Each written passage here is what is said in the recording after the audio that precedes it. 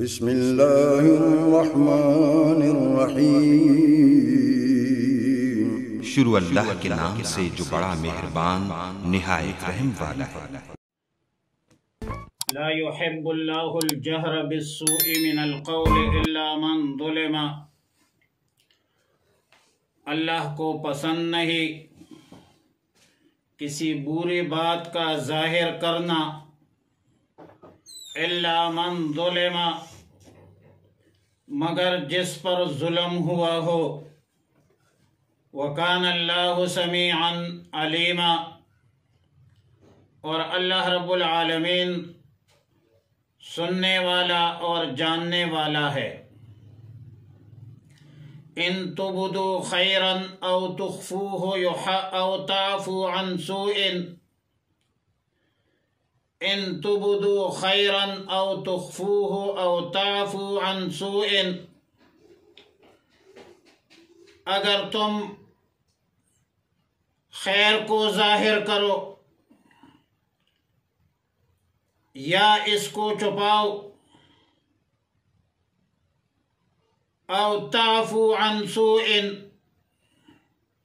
یا برائی کو معاف کرو، فإن اللہ کان عفوا قدیرا، تو بلا شبہ اللہ رب العالمین معاف کرنے والا اور قدرت رکھنے والا ہے۔ ان الذین یکفرون باللہ ورسلہ، تحقیق کے ساتھ جن لوگوں نے انکار کیا ہے اللہ سے اور رسولوں سے، وَيُرِيدُونَ أَن يُفَرِّقُوا بَيْنَ اللَّهِ وَرُسُلِهِ، اور چاہتے ہیں، ارادہ رکھتے ہیں کہ اللہ اور رسول کے درمیان تفریق کرے۔ وَيَقُولُونَ نُؤْمِنُ بِبَعْضٍ وَنَكْفُرُ بِبَعْضٍ، اور کہتے ہیں کہ ہم ایمان لاتے ہیں بعض پر اور بعض کے ساتھ کفر کرتے ہیں، انکار کرتے ہیں۔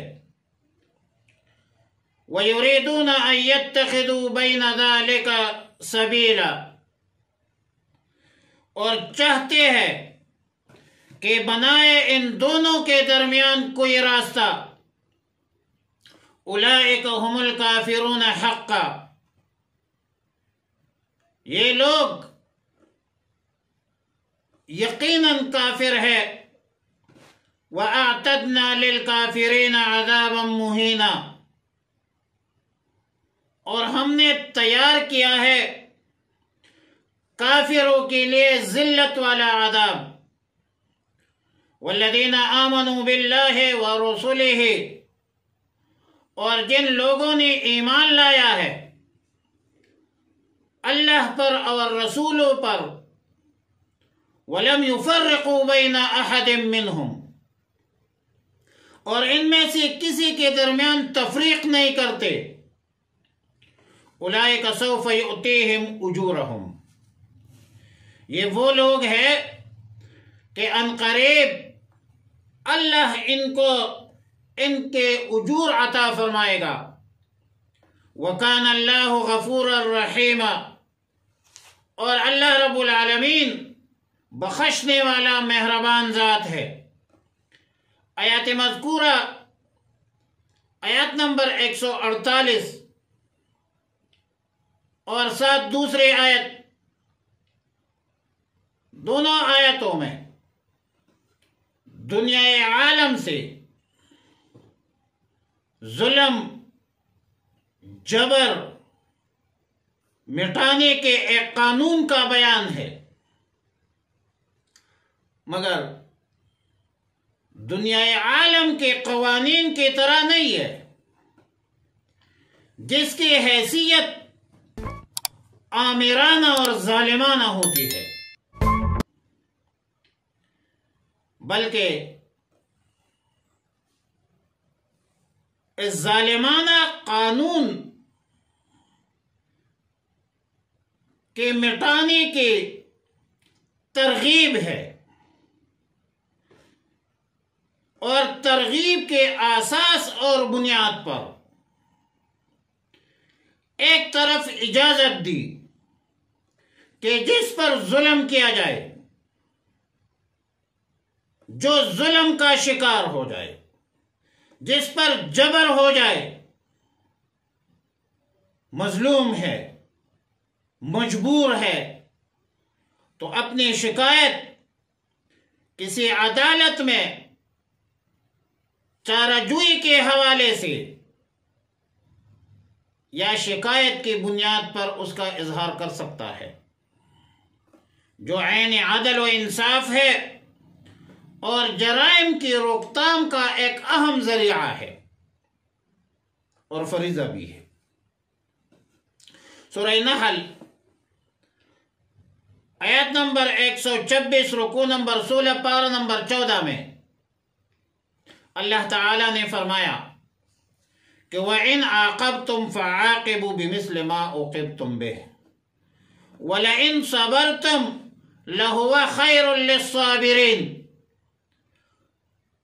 اگر کوئی شخص تم پر ظلم کرے تو تم بھی اس سے ظلم کا بدلہ لے سکتے ہو، مگر شرط یہ ہے کہ جتنا ظلم اور تعدی اس ظالم نے کیا ہے، بدلہ لینے میں اس سے زیادتی نہ ہو، ورنہ تم بھی ظالم بن جاؤ گے۔ مطلب ظلم کا جواب ظلم سے دینے کی اجازت نہیں ہے شریعتی مطہرہ میں، بلکہ ظلم کا بدلہ انصاف اور عدل اور برابری کی بنیاد پر لیا جا سکتا ہے۔ لیکن ساتھ یہ بھی فرمایا کہ بدلہ لینا اگرچہ جائز ہے، مگر صبر کرنا اور معاف کرنا یہ زیادہ بہتر ہے۔ اور آیت مذکورہ میں یہ بھی ثابت ہوا کہ ظلم کی شکایت، جبر کی حکایت ان لوگوں سے، عوام سے، عدالتوں میں اگر کیا جائے تو یہ حکایت اور شکایت غیبت میں نہیں آتا، جو حرام ہے۔ یہ حرام غیبت میں داخل نہیں ہے،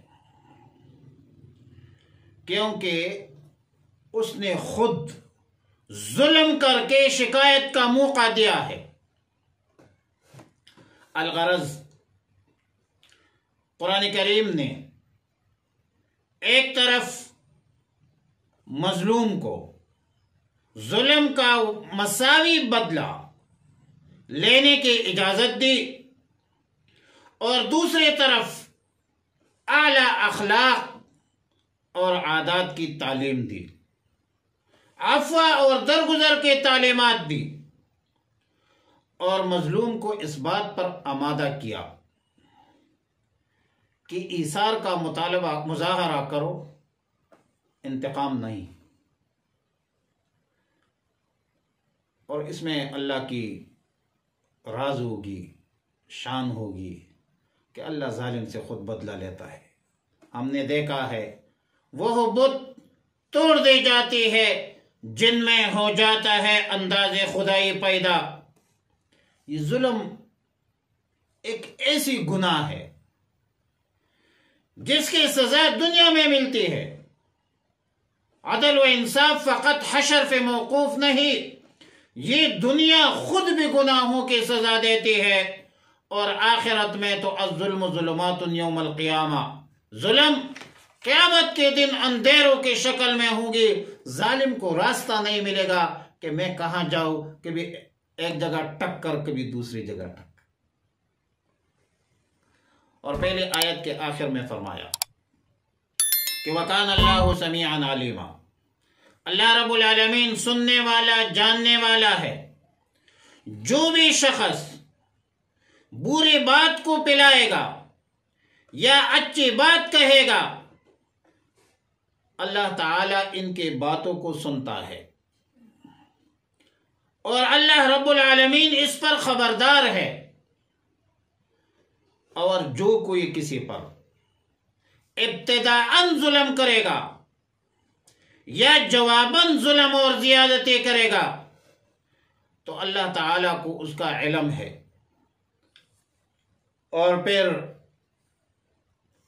اللہ سب کے درمیان فیصلہ کرے گا۔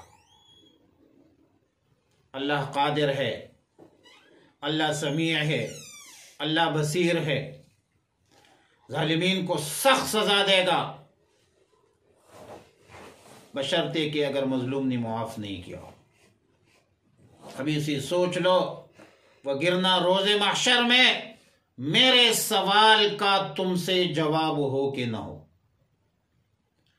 دوسری آیت میں فرمایا کہ وَإِن تُبْدُوا خَيْرًا أَوْ تُخْفُوهُ أَوْ تَعْفُوا عَنْ سُوءٍ فَإِنَّ اللَّهَ كَانَ عَفُوًّا قَدِيرًا، اگر تم کوئی نیکی ظاہر کرو گے یا خفیہ طور پر کرو گے یا کسی ظلم اور برائی کو معاف کرو گے تو یہ بہتر ہے، کیونکہ اللہ رب العالمین معاف کرنے والا ہے، قدرت والا ہے۔ بنیادی طور پر آیات کا مقصد، اس آیات کا مقصد ظلم کی معافی ہے، مگر ساتھ ساتھ علانیتاً اور خفیتاً نیکی کا تذکرہ بھی کیا۔ یہ اشارہ ہے اس طرف کہ یہ عفو اور درگزر خود ایک بڑی نیکی ہے، جو اس کو اختیار کرے گا اللہ تعالی کے عفو رحمت کا مستحق ہو جائے گا۔ اور سورہ نور آیت نمبر 22 رکو نمبر 3 پارہ نمبر 18 میں فرمایا کہ وَلْيَعْفُوا وَلْيَصْفَحُوا أَلَا تُحِبُّونَ أَن يَغْفِرَ اللَّهُ لَكُمْ وَاللَّهُ غَفُورٌ رَحِيمٌ، اور چاہیے کہ معاف کرے، درگزر کرے۔ کیا تم پسند کرتے ہو کہ اللہ تمہاری مغفرت فرمائے؟ اللہ رب العالمین غفور الرحیم ہے، لہذا جو شخص معاف کر دیتا ہے کسی کو، اللہ کے ہاں بڑا مقام اور رتبہ ہے۔ معافی دینا دنیا اور آخرت میں عزت بڑھنے کا ایک ذریعہ ہے۔ حضرت ابو کبشہ انماری رضی اللہ تعالیٰ عنہ سے روایت ہے، اس کا مفہوم یہ ہے کہ رسول اللہ مبارک صلی اللہ علیہ وسلم نے فرمایا، 3 چیزوں پر میں قسم اٹھاتا ہوں۔ نمبر 1، صدقہ کے وجہ سے کسی کا مال کم نہیں ہوتا۔ نمبر 2، جب کسی پر ظلم ہوا اس نے صبر کیا تو اس کی عزت بڑھا دی جائے گی۔ نمبر 3، اور جب کسی نے مخلوق سے سوال کا دروازہ کھولا تو اس پر تنگ دستی کا دروازہ کھول دیا جائے گا اور اس کی فقر و فاقہ میں کمی نہیں آئے گی۔ رواہ الترمذی وقال هذا حدیث صحیح۔ ان الذین یکفرون باللہ ورسولہ، آیات نمبر 150 میں اس حوالے سے امام بغوی نے معالم التنزیل جلد 1 صفحہ نمبر 494 میں لکھا ہے کہ یہ آیات یہودیوں کے بارے میں نازل ہے۔ یہودیوں نے حضرت موسیٰ علیہ السلام پر ایمان لایا، تورات پر ایمان لایا، حضرت عزیر علیہ السلام پر ایمان لایا، لیکن حضرت عیسیٰ علیہ السلام پر ایمان نہیں لایا، انجیل پر ایمان نہیں لایا، سیدنا محمد رسول اللہ صلی اللہ علیہ وسلم پر ایمان نہیں لایا، قرآن کریم پر ایمان نہیں لایا۔ ان یہودیوں نے دوسرا راستہ نکالا، ایسا راستہ نکالا کہ اللہ پر جو ایمان لایا ہے کہتے یہ ٹھیک ہے، اس کے رسولوں میں سے بعض پر ایمان لایا اور بعض سے انکار کیا۔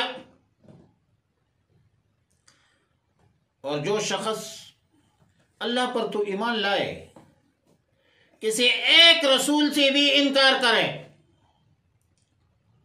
اللہ اور رسولوں کے درمیان تفریق ڈالے، یہ بھی اللہ سے انکار ہے، یہ رسولوں سے بھی انکار ہے، ایک واضح کفر ہے۔ علامہ آلوسی رحمۃ اللہ علیہ نے تفسیر روح المعانی جلد 5 صفحہ نمبر 4 میں حضرت قتادہ سے نقل کیا ہے کہ آیات مذکورہ یہود اور نصارہ دونوں کے حوالے سے نازل ہے۔ یہودیوں نے حضرت عیسیٰ علیہ السلام کی نبوت، رسالت، انجیل سے انکار کیا، اور یہودیوں عیسائیوں نے مل کر سیدنا رسول اللہ صلی اللہ علیہ وسلم کی نبوت، رسالت سے انکار کیا اور قرآن کریم سے انکار کیا، اور اللہ کی دین کو ان دونوں نے چھوڑا ہے۔ ہر نبی پر ایمان لانا فرض ہے، ان کی کتابوں میں بھی ہے، ہمارے قرآن میں بھی ہے۔ جن لوگوں نے کسی بھی ایک نبی کا انکار کیا تو اللہ تعالیٰ نے فرمایا اولئک هم الکافرون حقا، یہ لوگ پکے کافر ہیں، ان کے کفر میں شک و شبہ نہیں ہے، اور فرمایا وَأَعْتَدْنَا لِلْكَافِرِينَ عَذَابًا مُهِينًا، ہم نے کافروں کے لیے ذلت والا عذاب تیار کیا ہے۔ اور موجودہ حالات میں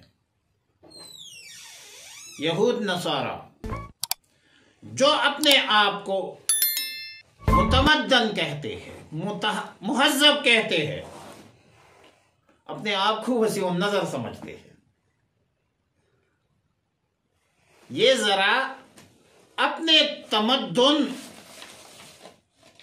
اپنے وسیع النظری کی نظر میں بتلا دے کہ بعض انبیاء کا انکار اور بعض انبیاء پر ایمان، بتلاؤ یہ کون سی وسیع النظری ہے؟ ذرا اپنی وسیع النظری کے آئینے میں بتلا دے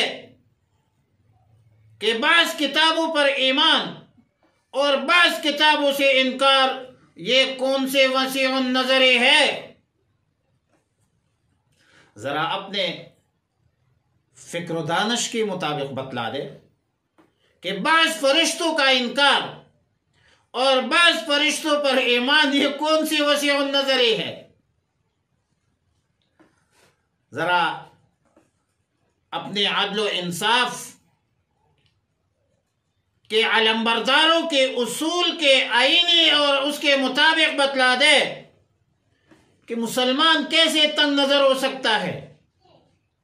مسلمانوں کا عقیدہ تو یہ ہے کہ آمن الرسول بما انزل الیہ من ربہ والمؤمنون کل آمن باللہ وملائکتہ وکتبہ ورسلہ والیوم الآخر لا نفرق بین احد من رسلہ، قرآن کہتا ہے، ہمارا عقیدہ ہے۔ مسلمان تو اللہ پر ایمان رکھتا ہے، مسلمان تمام انبیاء علیہ السلام پر ایمان رکھتے ہیں، تمام کتابوں پر ایمان رکھتے ہیں، بھائی تمام فرشتوں کو مانتے ہیں۔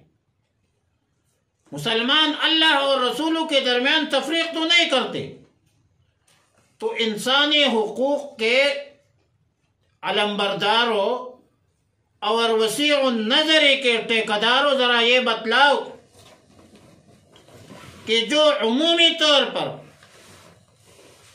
سب انبیاء کو مانتے ہیں، سب کتابوں کو مانتے ہیں، سب فرشتوں کو مانتے ہیں، وہ تنگ نظر کیسے؟ اور جو صرف ایک پیغمبر، ایک کتاب کو اور کچھ فرشتوں کو مانتے ہیں، وہ وسیع النظر کیسے؟ بحیثیت مسلمان ہماری لیے تمام انبیاء علیہ السلام محترم ہے، تمام انبیاء علیہ السلام ہمارے سر کے تاج ہے، تمام انبیاء علیہ السلام معزز ہے،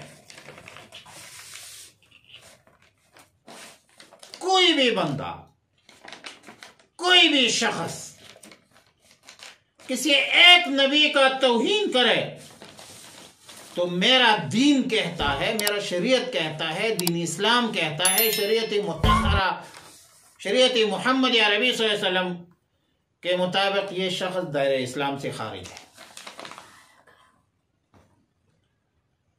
کسی بھی نبی کی توہین یہ اسلامی تعلیمات کے روح سے دائرہ اسلام سے بندے کو خارج کرتا ہے۔ اور ہمارے لیے بحیثیت مسلمان رسول اللہ مبارک صلی اللہ علیہ وسلم محترم ہے، حضرت عیسیٰ علیہ السلام بھی محترم ہے، حضرت موسیٰ علیہ السلام بھی محترم ہے، تمام انبیاء علیہ السلام ہمارے لیے محترم ہے، معزز ہے، معصوم ہے، تمام گناہوں سے پاک ہے۔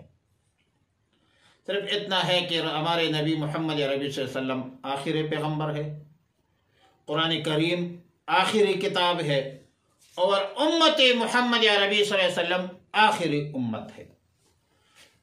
اسلامی تعلیمات میں واضح فیصلہ اور پیغام موجود ہے کہ کسی بھی پیغمبر کی توہین قابل معافی جرم نہیں ہے، اس جرم کو آپ معاف نہیں کر سکتے، اور اس میں پھر شک و شبہ نہیں ہے کہ اسلام غیر مسلموں کے ساتھ عدل، انصاف، ہمدردی، رواداری،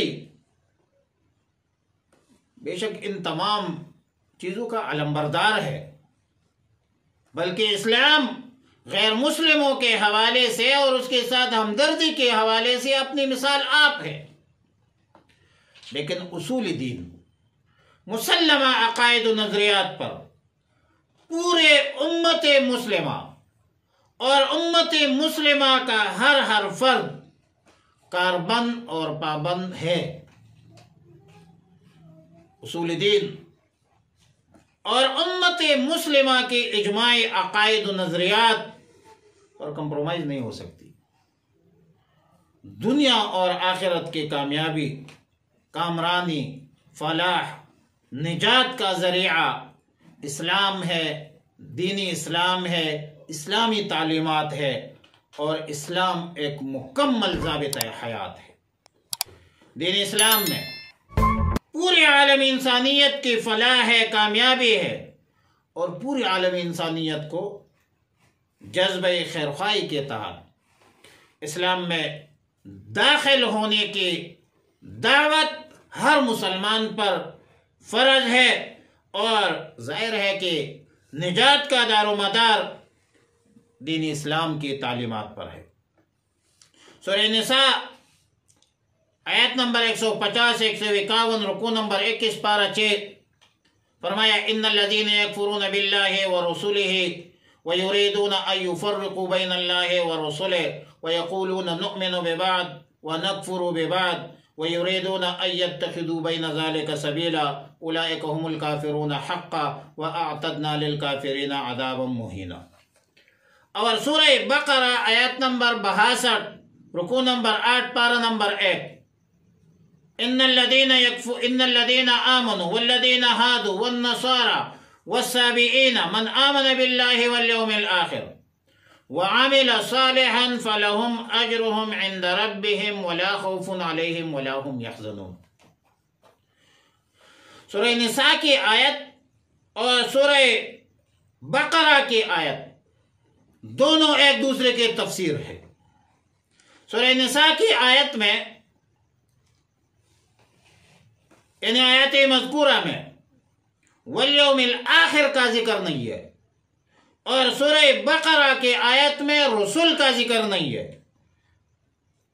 سورہ بقرہ کے آیت میں والیوم الآخر کا ذکر ہے، اور سورہ نساء کے آیت میں رسول کا ذکر ہے، اور ظاہر ہے القرآن یفسر بعد قرآن کی ایک آیت دوسری آیت کی تفسیر کرتے ہیں، اور قرآن کی تفسیر کی روح سے پوری ایمانیات کو یہ آیات شامل ہے۔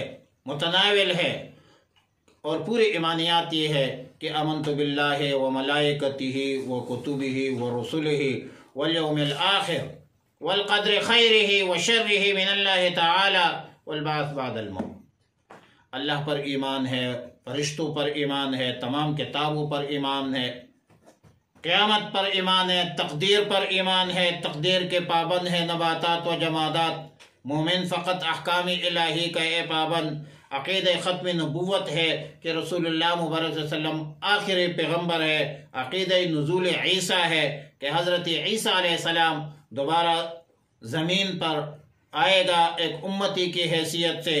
عذاب قبر کا عقیدہ ہے، اور پھر یہ تمام تر تفصیلات عقیدہ تحاوی اور ہمارے شرائع میں اور اس طرح کی ضروری مسائل جو ہے وہ سیکھنا بھی چاہیے، اور عقائد و نظریات سمجھنا بحیثیت مسلمان ہر فرد کے لیے ضروری ہے کہ اس کی